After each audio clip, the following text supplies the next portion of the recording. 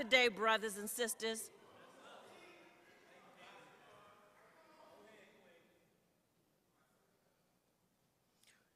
Reversed roles.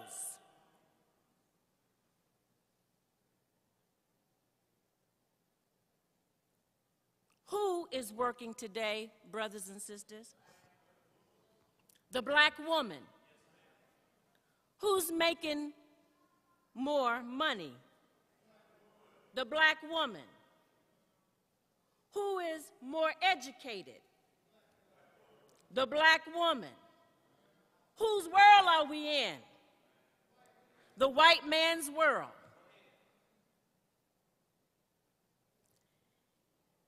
He allows in his world to put the woman in front.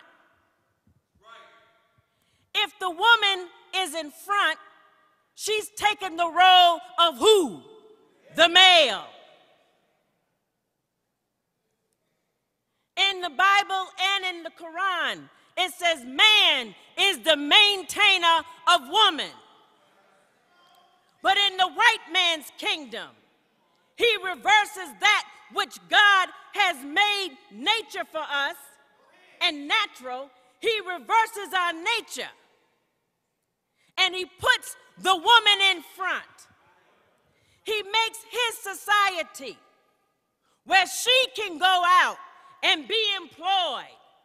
But when you come and ask for a job, oh, I'm sorry, you are overqualified, not qualified enough. We just gave the last job to another person. So your woman is out in front of you. She's working. She's bringing home the bread and butter. He's got her bamboozled because now, with a little money in her pocket, she starts getting a little heavy voice.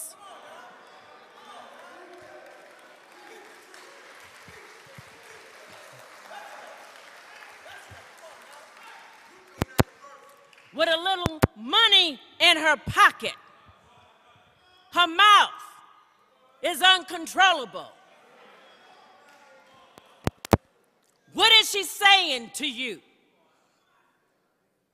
Father? She's saying, I make the money in this house.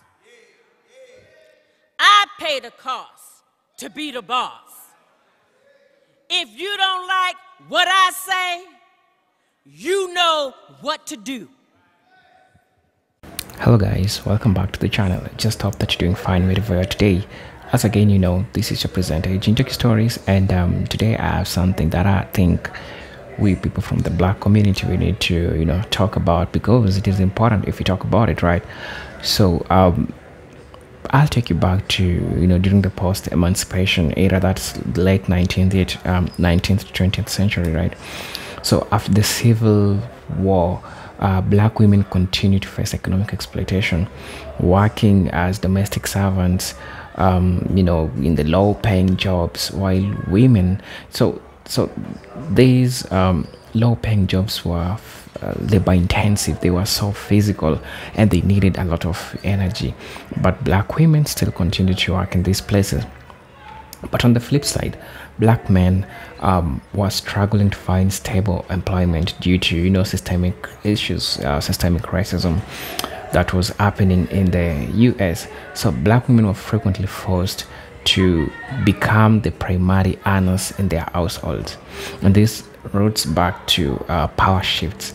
Now, when the woman has the work, when the woman is the one who is working in the household, the man is not working in the household, because due to the systemic issues, this makes it so hard for, you know, the roles to come, and this leads to what is called the role reversal.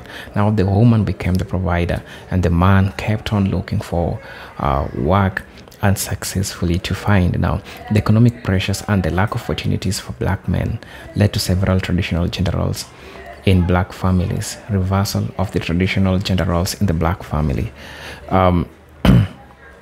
Black women had to adopt more masculine roles of leadership and financial provision, while black men were systematically disenfranchised.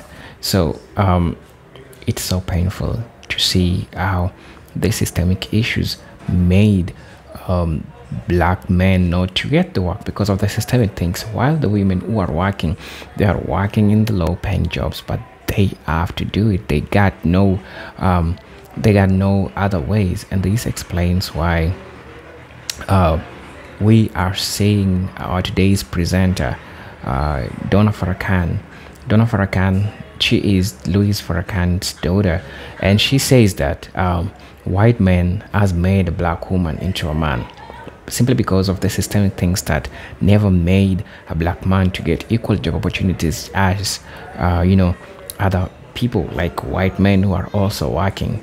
So this explains a number of things. This explains why we are seeing the role reversal where women became men and men become women.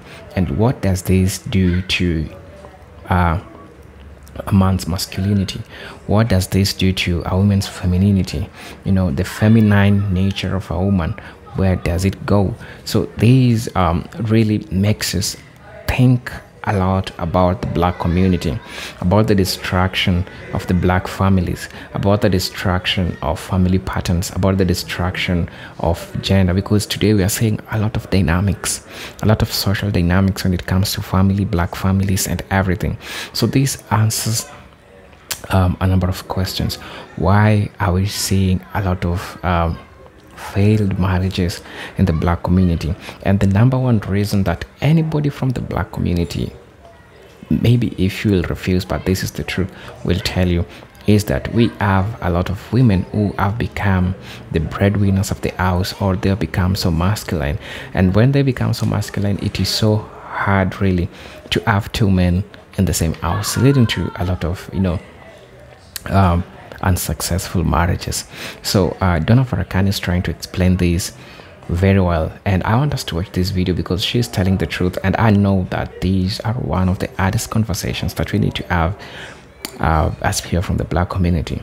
These are those conversations that we need to disagree in order to agree. Sometimes we need to talk about things that are happening amongst ourselves, and I promise you that I'll always be talking about this once in a while. Sometimes we need to have meetings amongst ourselves, but we need to know the root cause of this problem. For us to have the solution of the problem, we need to identify where there is the root cause of this problem. So I want us to watch this video, then I'll come back, have a commentary in regards to this. Until then, let's dive right into the video, then I'll be back. She's not seeing the bigger picture, the hidden hand. She's not seeing the hidden hand of the white man, the slave master. We have the appearance of being free, but he's still in all of our affairs.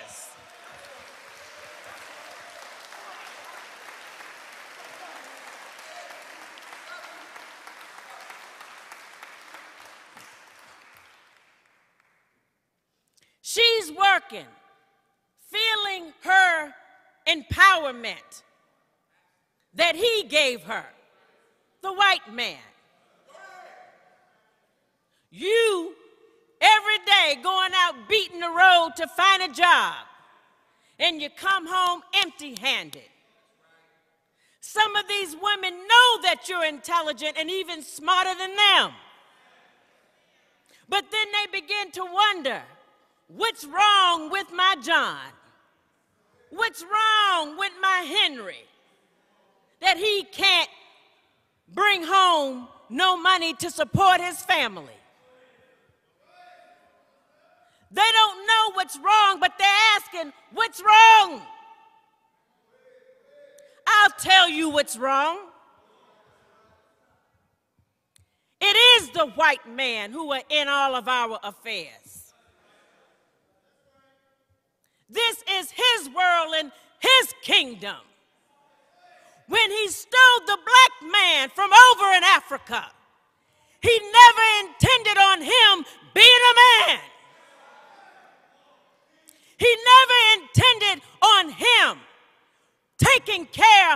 his woman.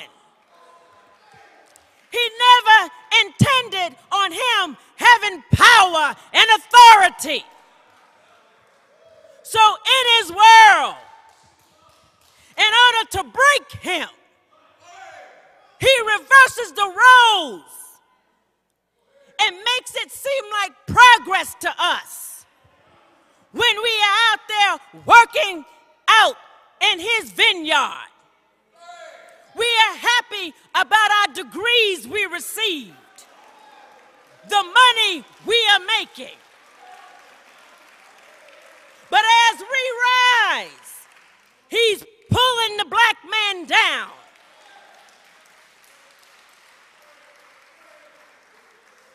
If he meant good for us, we would be rising together, side by side.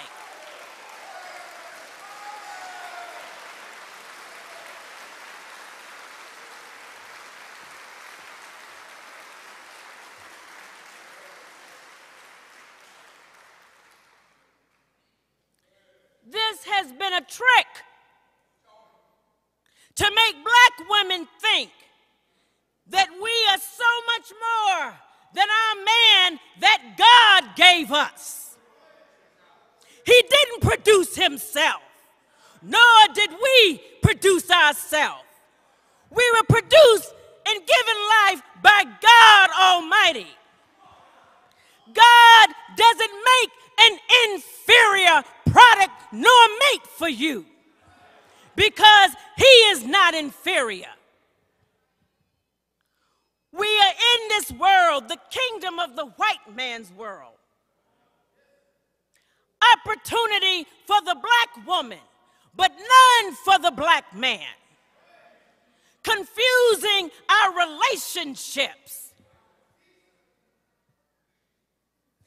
We have been put out in front for so long, sisters, until we have lost our femininity.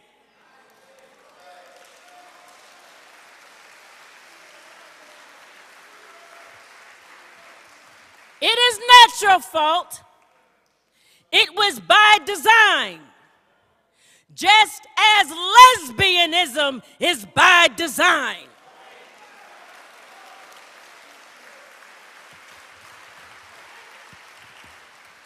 He seeded you for role reversal. If you are paying the lights, the gas, the rent, and you are putting the food on the table with no help from the male, then you automatically feel like, I'm a man. I don't need you. I only need you for the physical joys or pleasure. Hello guys, welcome back to the channel, and I hope that we've all seen how Donna Farrakhan, she's so vocal in regards to what the white man has done to the black families and the disruption of how things really works in the black families. So I'm gonna be preluding it back during the Jim Crow era starts late 19th century to 1960s, right? So that was the late 19th century. Now things to do with social control, how families were being controlled, how black families were being controlled. Now the enemy saw to it that if a black man and a black woman came together, they'll be so much strong, they'll be so much held, and that's so powerful. So the way of doing this, they found a way of weakening the family system of the black community. And what did they do? They created systems that hindered black men from getting job. At the same time, they made it possible for black women to get job, but even if they were low paying jobs, but they made them at least get job. And what did this mean? This meant that a man will be going back at home with no money. A woman will be going back at home with money. And who will be, because I know money is a source of power. When a woman has money in the house, then things start changing, especially, now get it right, especially when the man doesn't have the money. the respect is never the same, and this interferes with the masculine frame of a man. This also interferes with the feminine frame of a woman.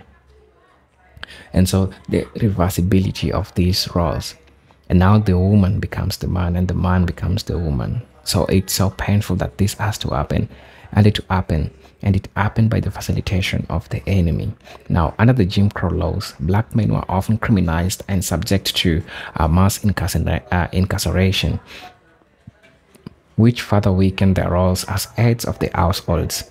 This left black men, black women to hold families together, often taking on both nurturing and authoritative roles. So it was so hard that some decisions that involved finances, especially authoritative roles, were to involve a woman, because the black man didn't have a voice, because he wasn't providing for the family. He couldn't say A, B, C, D in the family because A is not providing him nothing. So the painfully realizing how the roles are changing, and it's even happening today, right?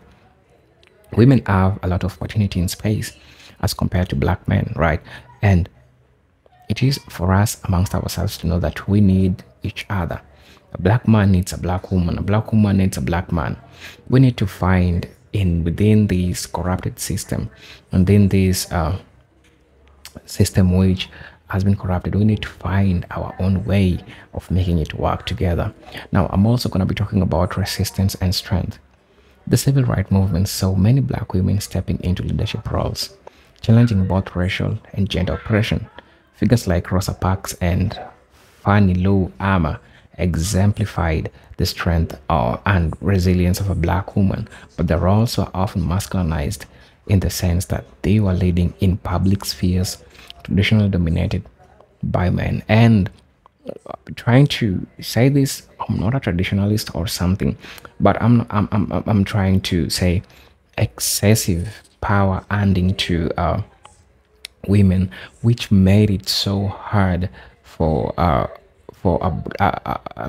black man to recognize their power, and it's kind of taking it from black men and giving it to black women so that we can fight amongst ourselves.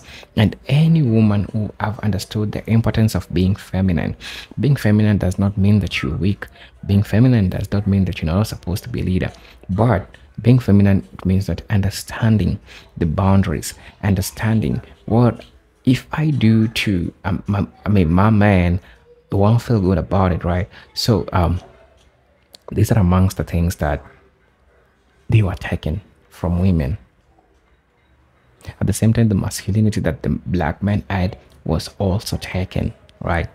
So talking about mass incarceration and the war on drugs, which happened in the 1970s, till present today, which is still happening. So, and this also explains how they were successful to disrupt the family structures of the black family.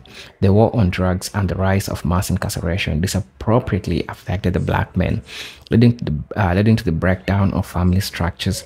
Black women increasingly became the sole providers and protectors of their families, assuming the roles typically associated with male leadership.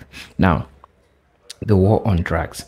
Initially, a black man was seen as a person who is always on drugs, right? And as a way of using drugs usage, some were falsely accused of using drugs who are not even using drugs.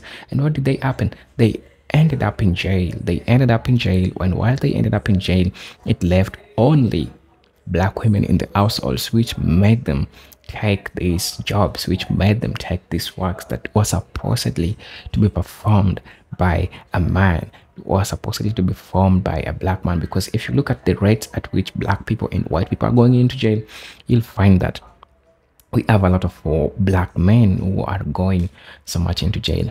And what does this have? What effect does this have to the black families? The effect is, if most of the black men are being taken to jail, it means that we'll be left with women in the family, and women will have to take the masculine roles of provision, protection, and name it all, right? So when this was so tactful, because they saw to it that if we made black men go to jail, we'll be left with black women, and black women will have to take the roles, will have to take the jobs, will have to provide. And this also explains why we have a lot of single women. So many single women today, single black women we have today. This explains it a lot. So sometimes we might be pointing finger towards each other, but we need to realize where the problem started. It is the structures. It is the structures that were placed that made this to happen, right? So I think we need to, talk about this because it is important, and it is high time both a black man and a black woman gets to realize how this really is important. It is not just important because you're a black man or a black woman.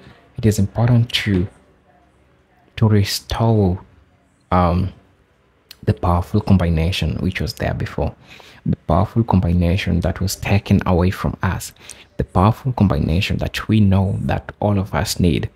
That's what is really, really important. And I usually say that these kinds of discussions are really, really important because sometimes we need to get a little bit uncomfortable so that we can talk about those things that are unheard of. We need to get a little bit uncomfortable so that we can be true with each other, so that we can really get to solve the problems that are happening in our community. It is really, really important for us to get down to business, and a black man should know that he needs a black woman. A black woman needs to know that she is not enough without a black man, and that's how the systems works. I'm not a traditionalist or something, but I'm just trying to restore the family structures which were there, and trying to also show you how we could make this work as people from the black community. Because trust me, this virus, this cancer is spreading also into Africa. You might think that it's only in the United States. No, we still have the modern women syndrome also in Africa, and it's happening. It's really happening. So this is Eugene Tech Stories, and if you find this video valuable, I'll ask you to subscribe to the channel. I'll subscribe you to like the video, share with it if you think that it's important. Until then, let's meet in my next video. This is your presenter Eugene Tech Stories. Peace, love, and reparations. Salute.